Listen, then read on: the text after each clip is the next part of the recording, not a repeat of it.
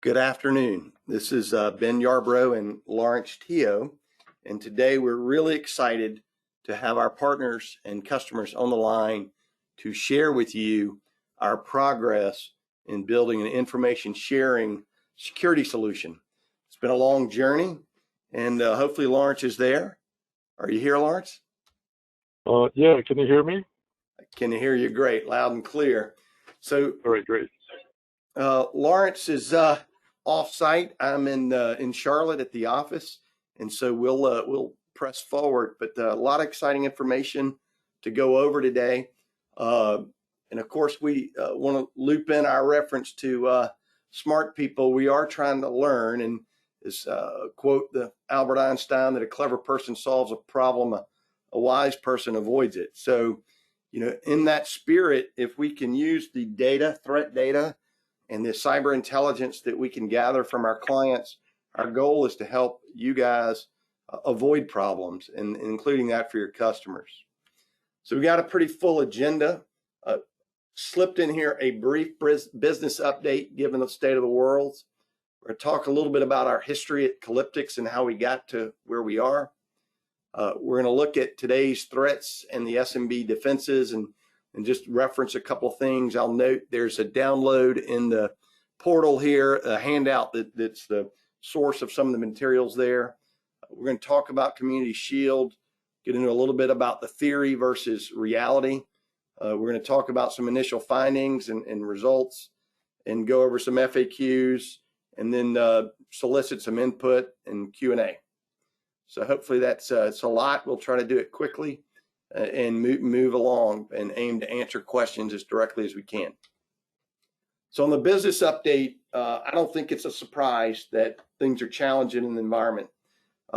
Whether or not you're selling lawnmowers and tractors or irrigation supplies or lumber or paint, or just trying to get people to show up and work in your restaurant, it's a really tough environment.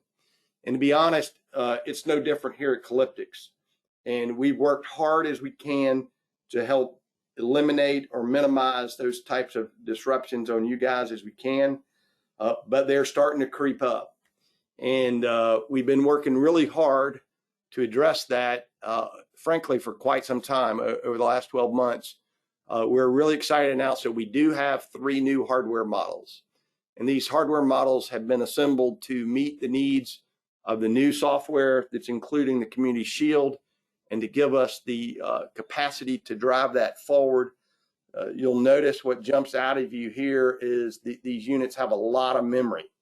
And then the bigger unit also has an SFP where you can put your own fiber connection in there.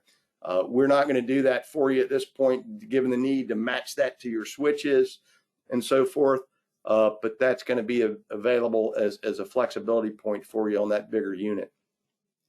These are all desktop models, and we hope to have some pricing if you need it in a sale. We can certainly help you there, but we'll be out with more formal pricing as soon as we can. So that kind of speaks to what's the rest of the landscape look like. And I'm going to be up front with you, and you probably run into this with other products in the technology space, but inventory is tough. If you have customers that are planning upgrades, refreshes, or opening new sites, don't wait on your infrastructure items, whether it's Calyptix or otherwise, because that's going to get in the way of the opportunity and the client needs. So at this point, we have a good availability of the 900, a modest availability of the 1500, and we got a big chunk of 1800s that are supposed to show up at the door any day now. We have a conversation with our primary vendor tomorrow on getting more visibility in the pipeline. You'll note that the smaller units are really limited. We've gotten a price increase on that frankly, I'm not so sure it's going to justify keeping that one as a new unit. As we can, if we can do upgrades to the 900, if those 800s are suitable, we'll refresh them and make them available as a reman basis. But just plan accordingly, knowing that we're doing everything we can to make our solution available for you, easy and affordable. Our fill rate over the years has been tremendous. We just want to be as transparent as we can on the forthcoming challenges, and want to make sure that you're not only addressing it with Calyptics, but thinking about all the other parts of your business as well. So with that, Lawrence, I want to turn back to when we started, back when you were, wow, it was a long time ago when we first met in the right of the turn of the millennial. Take us back to the history and walk us through what's going on in your mind and with Calyptics and really in the industry general around your idea. So Lawrence started his PhD thesis in late 2000 or actually 2001, and moved to UNC Charlotte with a cryptography professor that got recruited to the university at the request of what's now known as Wells Fargo, but at the time was First Union, to help them with some cryptographic projects. And so Lawrence developed a novel theory that really was about building an information sharing security solution. And it was the basis of his PhD, which he wrote his dissertation. Took several years, worked as a TA, founded Calyptics with Dr. Zhang, filed a patent, got some seed funding, and that's kind of where I came along. Lawyer, seed funder, connected with Lawrence. We acquired the IP from the university. He started, we hired a couple developers, started working on a solution, and got his PhD, and then we went full time. And so that was version 1. We got a first customer in 2007. A good friend of mine at that time, he said, Ben, if you can just stop the spam, we'll buy it. And so we added that to what we were doing. And really, we've been working hard ever since to build and evolve a platform that addresses the network infrastructure needs of small business, updating it, maintaining it, enhancing it, while at the same time building it in a way that we could be a threat intelligence collection gateway, as well as a threat intelligence ingestion solution. And so we started putting out dynamic threat feeds internal in AccessEnforcer in 2012. And this was going on while the government, after 9/11, saw the need for shared intelligence. George Bush directed, actually Clinton, back in 98, drove for some information sharing that led to the Financial Services ICE Act.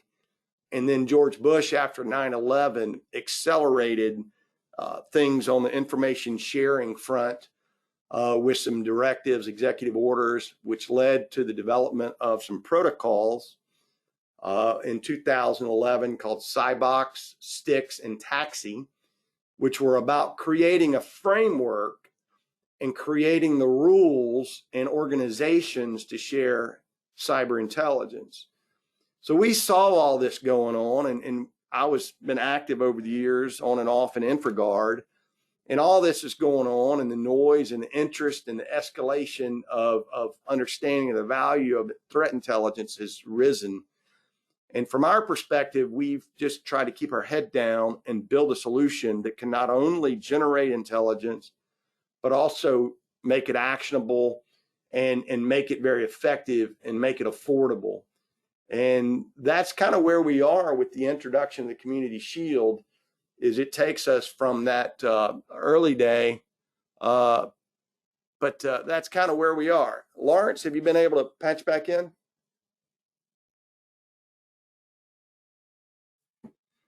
Not sure. Let's see. So we're still working on his audio to try to get him patched in, but we'll keep moving along here. So Lawrence's patent and his thesis was extraordinarily detailed. He conceived a method that resulted in a patent to aggregate all these different components, build out what he called an IDF adaptation layer, which was the intrusion defense force at that time, to operate on nodes, which we have really see that as a firewall. And a node participates in a collective. In our context, it's our Calyptics community is currently the single collective. And then, his concept at the time took into account the need to understand where the vulnerabilities were, analyzing the data, potentially looking at attacker profiles, how are we going to respond, collect the data, and so forth. Got to update the software, and all these different pieces. And this was theory in the original patent. And that evolved to ultimately become an issued patent that speaks to a peer-to-peer firewall-ish implementation, which is not exactly where we are today, but we're definitely moving towards that if it makes sense. Nonetheless, we're in an environment that threats really continue. So these were Lawrence's key slides. So I feel bad that we've kind of run through them without you, Lawrence. But is there anything you'd like to highlight on this first intro here? Well, no, all I wanted to say was it was a really great journey, and I also was looking at the registrants who registered for this webinar and saw a lot of old names on the list as well as new ones. And just wanted to thank everyone who has been part of this journey along with us. We're really honored to have all of you guys with us from way back in the beginning. So thanks for all that. So I heard Ben's description of how we went through, and yeah, that was it brought back a lot of great memories. So thanks. So nothing specific other than it was a great journey, and looking forward to many more exciting adventures ahead with every one of you. I think that's a testament, Lawrence, for you to pick up on that, because you're exactly right. From the very early days of the folks who've had the opportunity to meet and work with, you have trusted us to build the solution, and we aim to continue to hold that, recognize the trust that you place in us, and move carefully. We'll speak to some bumps in the roads, and those won't have been our first, and they won't be our last. And those that have hung in, hopefully, are recognizing, and will continue to recognize, the tremendous benefits that we're working on delivering. So we did learn about the patent process, and we did learn about versioning. And I still tell people we're a professor, a cryptography professor, and a lawyer, and a PhD developer. So we have a lot to learn. Julian Dr. Zing is no longer active with us. He leads the computing science school down in University of Alabama, Birmingham. But Lawrence has been a steadfast trooper in this journey. And I cannot, I don't think I could have picked a better business partner that has, with a higher level of work ethic and integrity than Lawrence. And so I really do appreciate that. But we have learned that theory and reality are vastly different. And one of those theories was that, we build a great widget, everybody will just buy it. And that's not always so true. But the reality is, in the current environments, we looked at failed logins. We did an analysis from 14 days at the end of September in 2020 to 14 days in August after Community Shield was rolled out.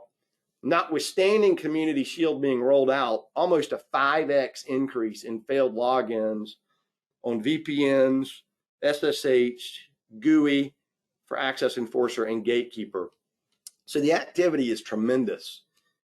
And what we're seeing, at least in the policymakers and the policy wonks out there and in government, I mean, they're telling us pretty clearly that the U.S. infrastructure is a huge problem, because it's a blind spot. It's being used by adversaries to lease, virtual servers, spin them up, attack our small businesses, and they're driving for the need to push for zero trust. And that leads to kind of the NSA and CISA recent notification. And the head of the NSA most recently forthrightly just said, the bad guys are using our U.S. infrastructure, and we know it, and we can't block it. While they could block it, it's outside of their charter. so they're not permitted to. So it is a real issue. They're probably well aware of it one way or another, maybe through allies, but nonetheless they are. But as they do that, I encourage you to continue to monitor the quality information that's available from CISA. This one publication that's available in the handouts was directly to you guys as MSPs and your customers. And it's a lot of stuff you've heard, but it's getting more aggressive, more assertive in its tone, and more directed at your clients. And so being able to answer these questions and help them and point this out, I think will bolster your relationships and make sure you're focused on the right things as we need to be. To that end, we could speak to questions as they come up. But so this is sort of, manage your supply chain. MSPs are part of the supply chain. Calyptics is part of the supply chain. Implement operational controls, update software, log files, retain them, monitor what's happening. Make sure you put in a good architecture, use multi-factor, store the backups, make sure that you have the baseline. Architecture, I can't understate the value of important architecture. Whether you open ports, whether you activate the LAN lockdown feature, whether or not you have outbound filtering, what traffic outbound you can block. It is tough to implement controls in small businesses because we know that all they want is for it to work. And so they give up availability. They want availability and they sacrifice security for that. And it's where you have to begin to implement the constraints you can. Authentication, authorization, and those procedures should be very carefully. And this is the government's advice to your customers. So when you look at what the government's suggesting to them, and then you add on top of that what the cyber insurance companies are now requiring of them, more and more changes are gonna be driven. And some of those we have to accelerate our response to. And so there's a link they give to customers here, this Cyber Essentials, where they have a lot of information. And then there's a second part of this document that focuses on you guys as MSPs, in terms of prioritizing the backup, recovery plan, and so forth. Make sure you have the logs and look at the monitoring and so forth. So our goal is to help you. And so as you run into these things, and we've had people most recently run into them, and we're accelerating some efforts, most notably is the multi-factor on VPN and the multi-factor on the GUI. Notwithstanding the fact that our VPN is a certificate-based VPN, and some might argue it's two-factor, we're accelerating the implementation there. But we juggle that development requirement, both the big hairy goal of the community shield and information sharing, along with the basic needs. And we think blending those two things together will give Calyptic's partners a real advantage of really thoughtful security for small business that's custom built for you guys, that's not requiring you to put in a SIM and do this yourself. And the value of our own intelligence can be very compelling. So with that community shield, so it's really a collective sharing of threat data, which becomes threat intelligence at some point. The purist may question when, but our goal is to make it harder, to make it more expensive.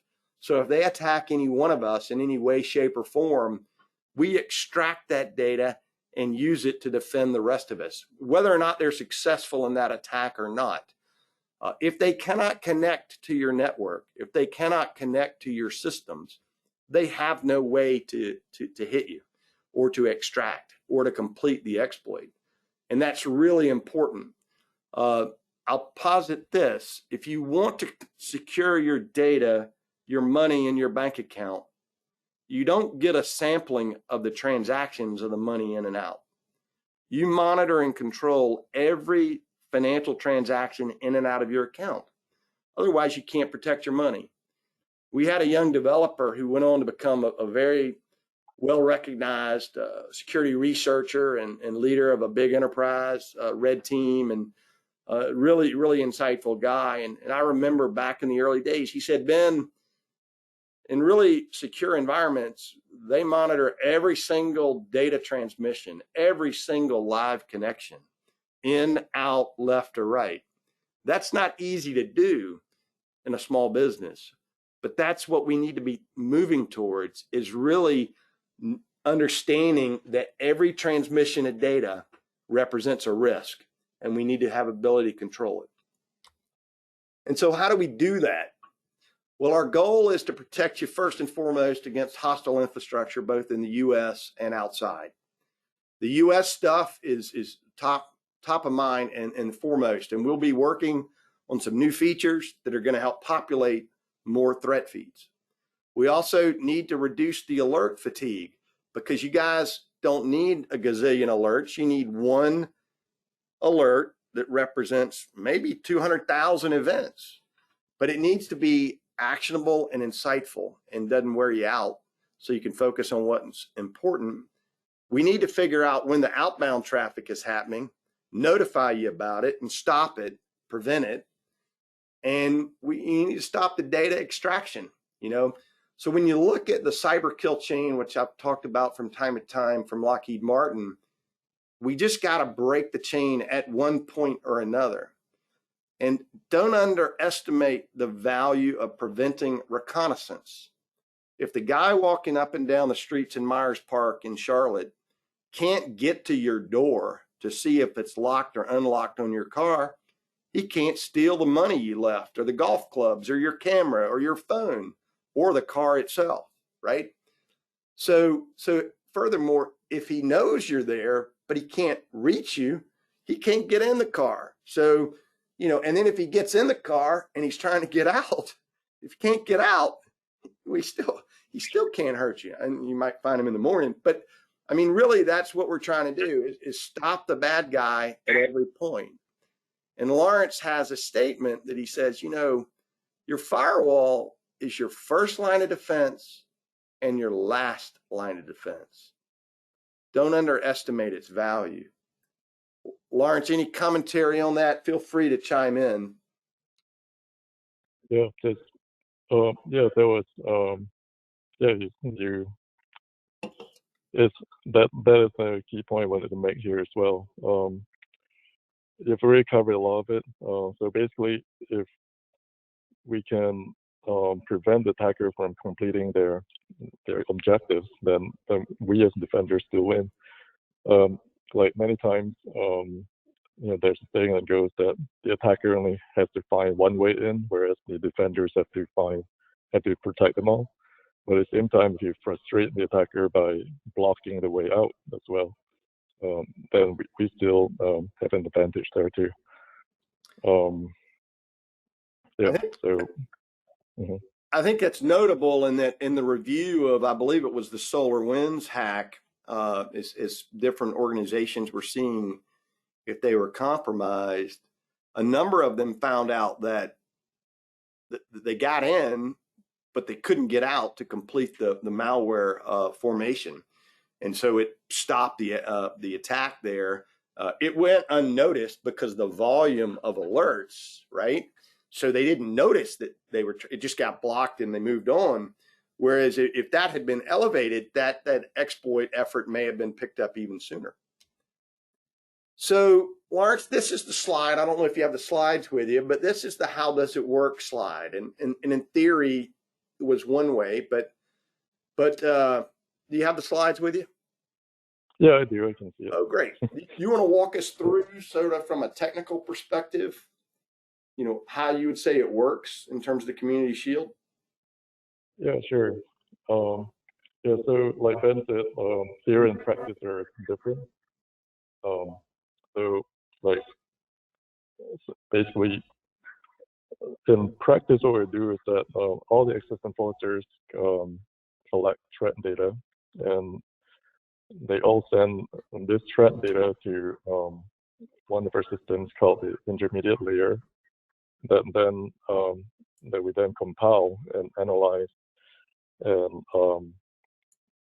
then through a series of optimizations and false positive remediations and so forth, we generate what we call Community Shield feeds.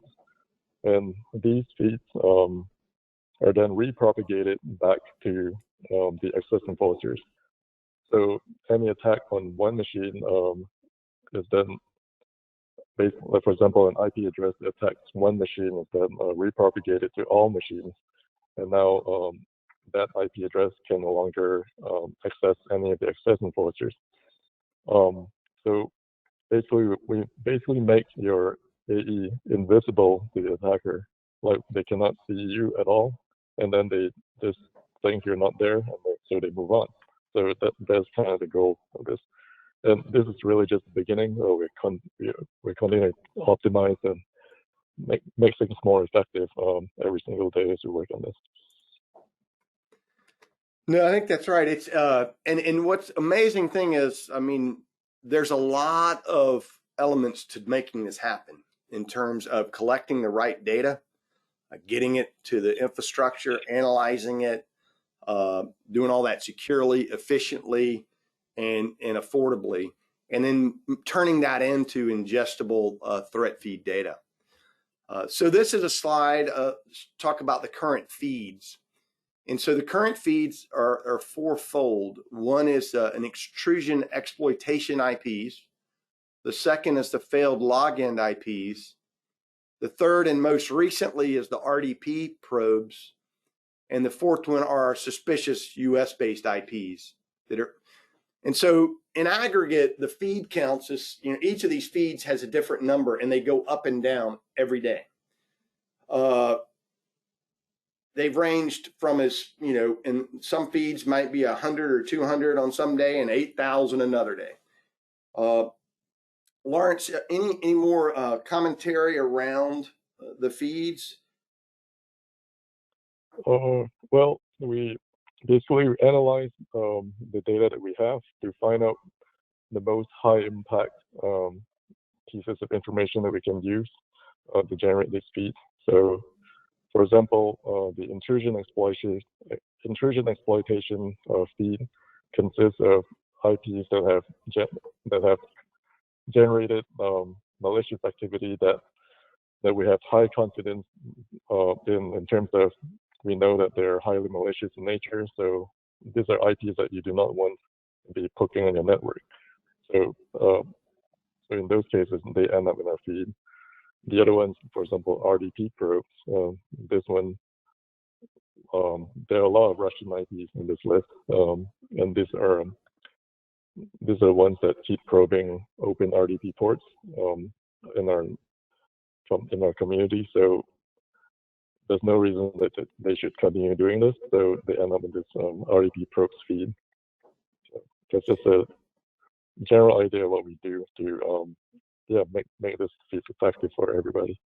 Yeah. So some of these feeds have higher levels of confidence than others, and in our experience, and correct me if I'm wrong, but the intrusion exploitation IPs, they're the most malicious. The failed logins we have a high degree because we vet that against known IPs, and that one is carefully vetted that way. So that's somebody that's failed login is not on any IP list that we've seen a login from any sites, not any client IP address, and we vet it against a variety of different sources. And typically, many of those guys have tried to log into more than one site at more than one partner account. So it's that list has gotten as high as 8,000 or 9,000, and it's dropped way down recently. But we think that's the benefit of this dynamic feed is that, and we expect that to go up and down over time. And then in aggregate, I guess these feeds have been up as high as maybe 25,000. Is that about right? Yeah, that sounds about right. So the big question, Lawrence, how big can they get? Big. I mean, we could theoretically go up to the hundreds of thousands. It really depends. It's really a function of the RAM in the unit. But we could go pretty high if we needed to. Yeah. So what I mean, from design, from inception, we built AccessEnforcer in a way that can accommodate these feeds. And, we don't run around and look at other products and see what they do exactly and how they do it. So, we are told that other companies have products that have the capability to have feeds. They have various limits. Some are hardware constrained. Ours is soft memory constrained. But we can have multiple feeds that can have hundreds of thousands each. So it's quite conceivable that this will grow with everybody's help and become really helpful.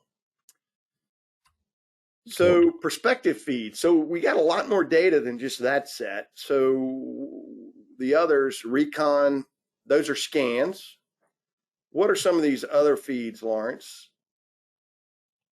Yeah, so these ones are things related to web server attacks, and things like OS exploitations, command and control bots, basically beacon activity, and also attacks on specific protocols like VoIP, FTP, SNMP, and so forth.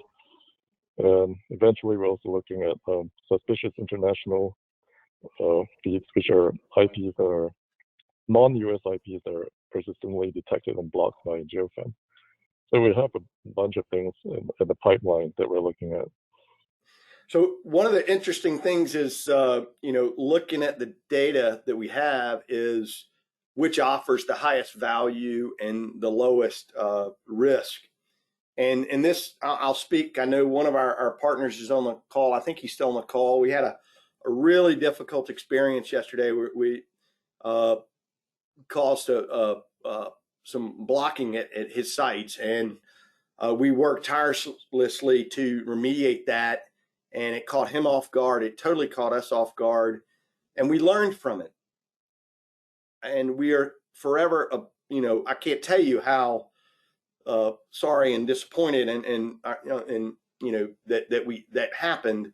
But I will tell you, we are committed to finding the root cause, and we think we have, and validating that and adding the value of that incident into the solution. And my suspicion is that there was a configuration that generated what we took from one feed as threat feed that frankly it wasn't, and it was misinterpreted from our analysis. And so that's something that we have to expand on, how we look at what IPs that, how we vet the feeds against different resources. It's all there to be done, and it's doable. It's just working together and understanding that we will learn from these arrows and the bleeding edge, but we will come out better on the other end. And so that effort is well underway. We're also looking at configuration capabilities to help you guys remediate these matters and do that in a way that's fast, efficient, and secure. So looking back at what we're trying to do with the Community Shield and sharing the threat feeds is really do correlated defense. So we know that these threats, we're not buying this data from somebody else. These are sites, these are who are attacking your clients. And so we're turning that into advanced protection for all of our clients. Focused on the US infrastructure, focused on the malicious stuff trying to get out of the network so that we can accelerate the detection and the prevention and the mitigation. The most important thing is that this is sharing, and this is sharing threat feed data. There'll be another level that we'll have to drive, but this will help us close the gaps that exist in cybersecurity expertise. Hiring a cyber analyst or a threat researcher or a SIM operator is quite difficult and expensive.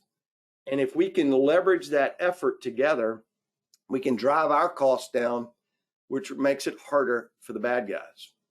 And ultimately, it preserves your budgets. So we were talking the other day, one last note is when we are able to block data or block traffic at the network level, Lawrence, you mentioned something that's better for the AccessEnforcer, right? Yeah, that's right. Why is that? Yeah, so when we block things, for example, we block a persistent scanner that keeps scanning a network, um, and we block it in the network layer, then they're now prevented from doing anything further. So that indirectly reduces the overhead on your system and also indirectly improves performance. Yep. So I don't think, I remember when we first put geofence in for one partner, he put it in, I think it was at a library, and they were essentially getting DDoSed. And with geofence, he just was able to drop that traffic. And all of a sudden, not only did the AccessEnforcer do better, but what limited ports he had open, I think those systems were now no longer being hit. So when we pick up a failed login on SSH and now know that's a bad piece of infrastructure, and that can block attempts of that infrastructure to connect to anything, whether it's the firewall or it's something beyond the firewall that might be exposed. So we're really turning that threat feed into a defense multiplier. We're multiplying it across the sites that we're protecting, and we're multiplying it across the systems, the ports, and the types of traffic that we're helping protect. So in terms of looking at the data, and this is just a really quick look to try to show you there's real data behind it. The system we've got that's on the left kind of shows on a daily basis the volume of some alerts by, I think it ultimately is by hour. You know, that it's definitely out there. And when you reduce it to on a typical day, about 60 events per hour per site, about 22 unique source IPs, and it's about 17 different destination ports they're hitting. And so this is from Community Shield. This is not the threat feed, but this is the actual net benefit of applying the threat feeds. And then when you look at it, well, let's take a site under heavy attack, almost 2,000 pokes an hour from 80 IPs on average, you know, to 44 different systems thereafter. And then if we drill down into the failed logins, if you'll remember, I mentioned that they've increased almost 5 times from last September to August. But if you look at our old version to our version 3 of 503, it's gone from over 1,000 failed logins to less than 30, and fewer than, you know, from 15 to 5 IPs on average. So again, that's just on the failed login. So that's somewhat apples to apples by using the new tools, geofence and the Community Shield. We know that they are having a tremendous impact. In terms of the RDP probes, we literally just rolled that out. And so that went out about a day and a half ago is when it was first loaded into the boxes. And in the 30.8 hours this morning, I was scrambling to get this slide together. We had a little over 503 IPs on the list, hit 2,202 sites, which I'm sure is more sites than just had RDP open. Almost 2 million events, and almost, so this would be an additional 25 events per hour, right? But what was interesting, just a first glance, and we hadn't had this data more than a couple hours to look at, 77% of the events were from IPs that were targeting 10 or fewer sites. So when we looked at the specific attacker, they are very targeted. And so, you know, and then to Lawrence's points, where this coming from, 327 of the 500 out of Russia, but it's coming out of the US, right? And the US stuff is kind of low and slow, like the China and these other countries. I don't know what SG is, but well, I don't have them all memorized, but these were the top 10 from a country standpoint. And so the benefit of the Community Shield implementation is that even if you don't have geofence activated and you can't block Great Britain, you still get the benefit of Community Shield. So it's a way for our different configurations to come together to help each other. My friend Bryce just let me know that Singapore is SG. So thank you, Bryce. I appreciate that. So that's just some recent data points. And so, we think the benefit is real. We're not trying to, we want you to know that, and hopefully that'll help you understand, what it's doing currently and what it can do in the future. But that's not all with this version, Lawrence. We also added some more things beyond the Community Shield. Tell us a little about these other pieces.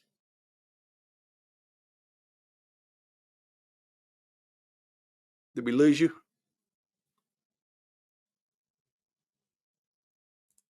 I'm not so sure. I've got Lawrence on audio. So I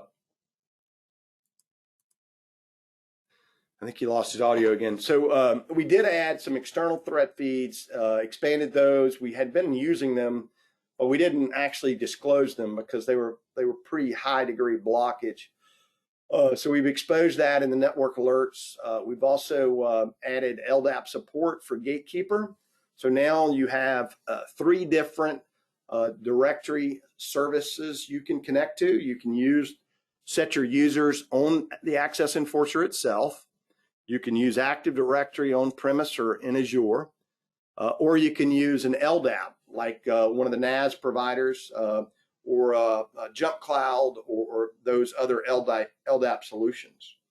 And then the other meaningful item to mention is the UPS Graceful Shutdown. So if you lose power on your power backup, and hopefully you've got your AccessEnforcer plugged in to that, given the sensitivity to power failures, you can use a connector cable between the USB port, I believe it is, and your power supply system, and it will send a signal across that USB cord to the AccessEnforcer, which it'll read. When power gets, I think, about 25 or 30%, it'll do a graceful shutdown, so that it'll help ensure that system can be more easily booted and recovered. So those are a couple of major items. We're going to hit talk briefly on these threat feeds. So in the new external threat feeds that consist of 15 different static and dynamic external feeds that are over 8,000 IP addresses, the biggest one is known as Sins Army, Spam Hosts, and some other known compromised feeds. And so we'll look to add those, grow those, and some of those have been available, and so those are there. So in total, we're looking between 20 and 30,000 IPs currently on the threat feeds within your AccessEnforcers. So some questions. How do you turn it on? The answer is easy. It's already done. So it is rolled out in default on. We are working back to the situation we had yesterday. We'll be working on configurability on the units in the event there is a crisis. So we learn from that. Another question is, there isn't a fee. So we're not going to make this an add-on. This is going to be in our base offering. That doesn't mean we won't see a price increase. So we do have some things that we're looking at, given what we're undergoing on the other side that may be, but we intend to give you plenty of notice on existing models and outstanding subscriptions as always. So that's, but we don't plan to charge as an add-on for Community Shield. And the reason is we believe this is our purpose. Our mission is to provide the best security and defense we can for small businesses. It was our mission to create an information sharing platform. This data is derived from your client sites, and we are using it to protect your clients. And so we think by really driving the community nature of this, part of that is not charging extra for it. But it also means looking at the hardware requirements, because we need more memory, we need more cores, and all of those things to make them effective. So that investment, we encourage you, if you've got old units, to think about the reinvestment and moving up the hardware stack, because this is going to grow. And I can't tell you how fast, but you saw the prospective feeds, and the data is in the queue and the queries are being run. And so it's very imminently doable. So you don't want to get stuck in that scenario.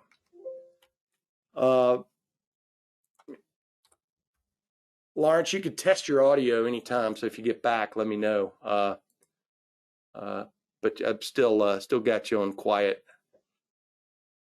So does it affect your current network setup? Absent error, it should not.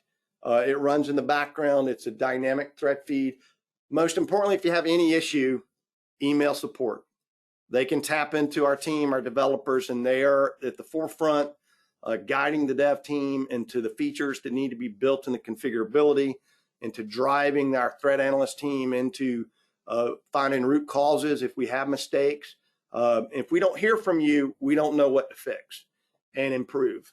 So I think the defense is there, the refining, the implementation, we need your help. And we are eager to get that. And so we encourage you. The other place you can look is in the reporting. If you go to the network alerts page, you can pull a CSV. You can use the filter functionality to look at Community Shield, or you can search by a description and put a term in the description and narrow that down. The search you don't realize it, but it operates in the background and it does search the whole database. And so that download file, if you pull your CSV, I mean, it's going to take 1 million alerts and reduce it to whatever you filter for, and you can extract that out and you can run pivot tables to your heart's content and see what's there, and also see, the source IPs. If you have a source IP that's a problem, you can search for it as either a source or destination IP if it's getting blocked outbound. You will note that the inbound blocks are all blocked as an inbound event in the description. And if it's an outbound connection attempt, it says outbound in the description. So please look for that. Can you override it? Yes, you can. The way you do that is to add it to the whitelist, and that will essentially override the Community Shield as well as the external threat feeds. So that's there. How often is it updated? So the current implementation allows for a nightly update. We do, as we look at the data, we know it needs to be faster. And this is phase 1. So we are working on a much faster and as close to real-time implementation over time as we can, because we believe that's the nature. When you talk to the government, representatives from CISA, I was on a briefing the other day, and they called next generation firewalls. Well, these IP addresses are temporal, and I had to look that one up, but they do float from time to time. And I think, the higher up the stack you get in terms of being a target, the enterprise level, the government level, the top secret level, it's a different game.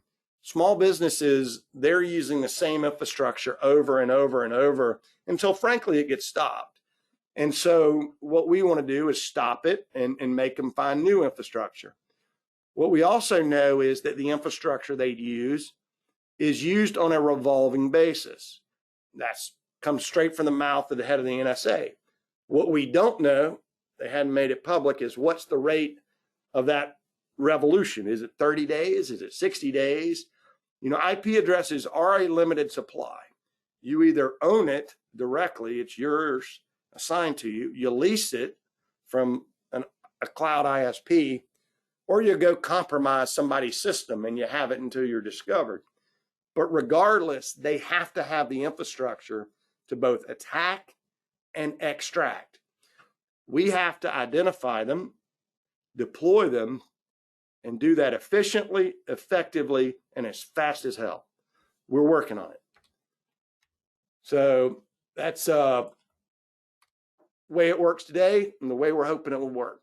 Will it slow our traffic down? We don't think so, but if you're worried about it, get a bigger unit. We think, as Lawrence shared earlier, that the actual blocking will be more effective at the network layer because it will reduce the overhead on the failed logins or the other efforts that it's engaging your systems. Any other recommendations? Yes, of course. We have some suggestions. As always, these things generate more threat data, right? So geofence generates that international feed. If you can turn on the US feed, that generates suspicious US IPs. However, we have learned that that can also create false positives. So that one's under review carefully, particularly how we extract data from the feed from that data. But that is an effective source. The current firmware version 503 is critical. Utilize Gatekeeper. That certainly helps with the failed logins. It also helps secure your systems internally. Gives you zero trust access, which is increasingly important. Activate the dynamic blacklist. You'd be amazed at how much that will reduce your threat and alert incidents at your sites. Use the web filtering, HTTP and HTTPS. Leverage outbound filtering. If you don't have outbound FTP or SSH or RDP even, block those ports going out, because if somebody gets in your system, that's what they're going to be pushing the data out. Or whatever, the Tor ports, any ports that your clients don't need, block them. And if you can't do it for the whole network, do it for the business network. Think about the architecture, think about the tools, think about the micro segmentation that LAN lockdown gets you. If you have a system exposed to the internet, don't expose that system to the rest of your infrastructure. Use LAN lockdown, create pinholes, implement, access control on port forwarding to only authorized source IPs. So if you've got to let your RMM tool into your network, get your client list, source IPs, put it in the access control feature for port forwarding. It will support itemized IPs and a list of them. Use the tools. It will reduce your exposure and it generates more data. So what else do you need to know? Keep learning about the power of what we built. Give us your feedback. Be stern with us when we screw up, but I hope you'll be forgiving. I hope you'll understand what our purpose is and give us a chance to continue to drive the growth and the value of the Community Shield. We think you'll really appreciate it as we drive forward. So where do we need your help? When events happen, particularly outbound events, we need your help to investigate those. That is the commencement of real threat intelligence. When we know that you've got a site, and we have notified partners that have had sites infected with malware, with potentially malware that could cause ransomware. Some have been very appreciative. Some have been less able to have, do the investigation. We stand ready to help you. At the current stage, if you need our help getting packet captures, we have folks that would be very interested in helping you analyze those outbound events, because we need to get that data, help you analyze those events so that we can then share the investigation results and findings. We have found systems where NAS devices have been compromised, where devices have been on networks that shouldn't have been on networks, where people have been engaged in risky behavior. They've had unpatched machines. So the outbound events is where the game is. And that's really where we need the help the most. Enhance your configurations to drive more threat data collection and put more units out. Recognize that the price you're paying for your AccessEnforcer does not represent its true value. We have built our solution in the small business market based on a philosophy that that's where we would do no harm. That's where we could do the most good. So we have priced our solution where we believe is a fair point, not what it's worth. If you go buy an integrated threat feed, dynamically updated edge security solution that's got a 365 archive of all events, it'd be a lot more than what we charge you guys. So when you think about what we're building here, don't think about it as apples to apples when you compare other solutions. If you want to challenge me on that, I welcome you to connect with me and give me feedback on that. but we think you are building a solution that is unique, that you are building a solution that is based on your efforts, and we're returning that value back to you. We think it's the way to fight the cybercrime is banding together and delivering that value back to your clients for their efforts. And so this is what we ask of you. I'm passionate about it. I hope you'll indulge me a little there, but it's really important. A couple of housekeeping items. We do have a training webinar coming up. I didn't update this slide. Dwayne and team is going to lead something on data packet capture analysis, how to do a packet capture, how to look at packets, how to do it different ways. We've got some more reporting coming to you from the data that we were getting. We're working on some notifications and some other elements. We're working on potential third-party threat intel resources to give you insights on those events. We've got new pricing and timing on the new models, and we've got the release notes and more data in the portal. So with that, I will take a stab at questions. Lawrence, I don't know if you've been able to reconnect. It looks like he had to drop off, which I knew he would due to something that came up last minute. So again, thank you each for joining us. Let me run through the Q&A. Somebody commented on the ports on the smallest unit. Yes, Ken, that is a 6-port 900 with a hell of a lot of RAM. So that was the smallest, and it will be what we think is the right unit for the smallest sites to have the next investment in the platform to grow over the next 3, 4, 5 years. You know, we've got units that have been out there 8 years or longer, and we hope that that one will be there as well. In terms of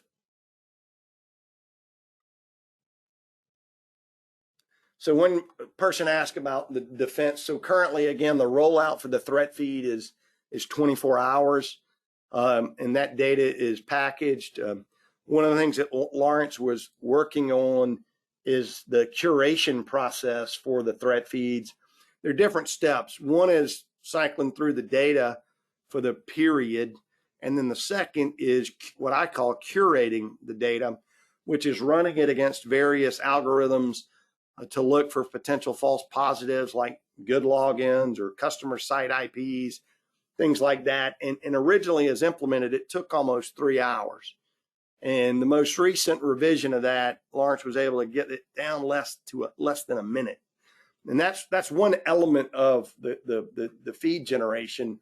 But so that's kind of where we are, is we're in the phase of enhancing the optimization, enhancing the sort of the feeds themselves, adding feeds, and we have to balance that process. And you know, like yesterday's experience, the false positive is one of those things that you know, we got a little over our skis on one element, and we need to probably back off on and implement safeguards there. And so we're doing it. But the API that's built into your AccessEnforcer has the ability to be updated in near real time. So we think that's a real advantage that's built into the solution. It's not yet been exposed, but that is our long-term goal. Another question is, can I whitelist an IP? Yes. So we do have a number of folks that use third-party scanning sources, and that may get blocked and it may not show up. So we do have some scanners do daily, hourly, weekly scanning, like Census and Shodan, and a number of others that do just they call it research scanning. And so we're working on identifying those and then basically not including that in the data, because we think there's a company out there, you can pay them money to do that. It's called gray noise, but it does sort of distort the data. So if it doesn't show up and it's still not coming, let us know. You can always do a packet capture, and that should show you. But if you know the source IP, you can whitelist it, and then it'll take it out of the shield. It'll also take it out of the IDS IPS, in the dynamic blacklist, and then you can put a note in your list of whitelist that that's an authorized scanner from whoever it's from, right?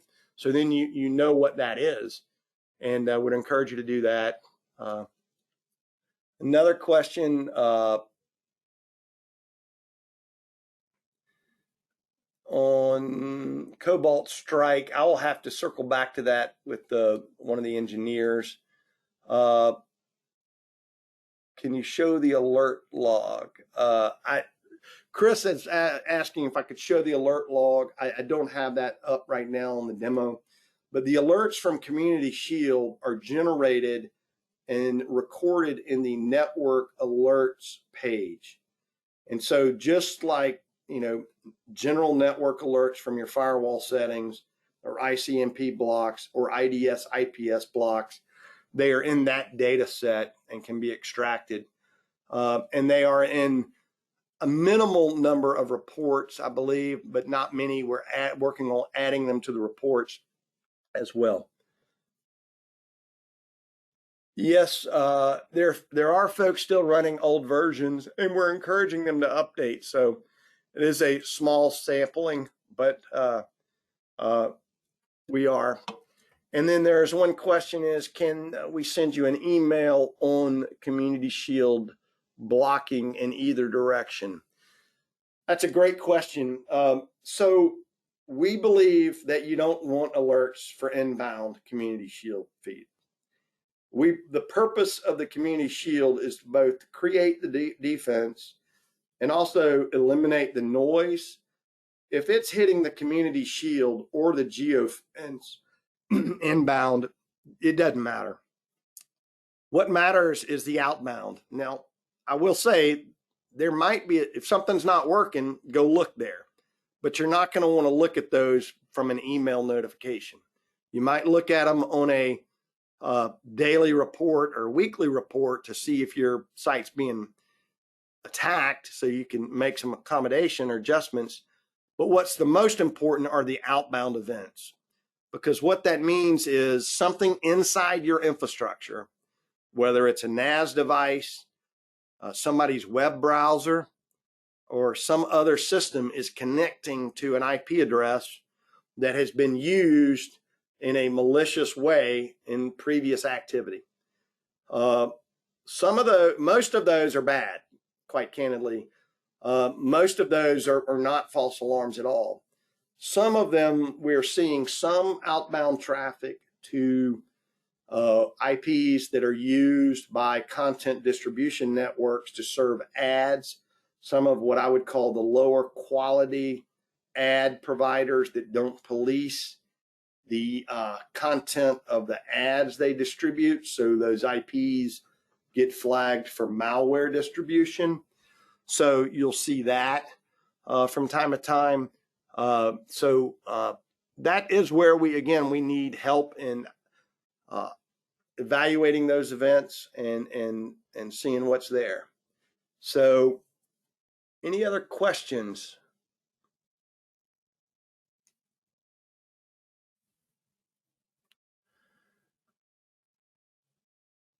I see some questions around DNS. I'm not quite sure I understand the specific question.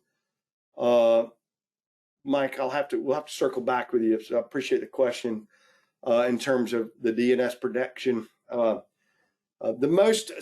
I will speak to sort of what's in the queue from roadmap, and we'll just go off. I'll close out the recording and want to thank you for joining us, but I'll continue with a little commentary.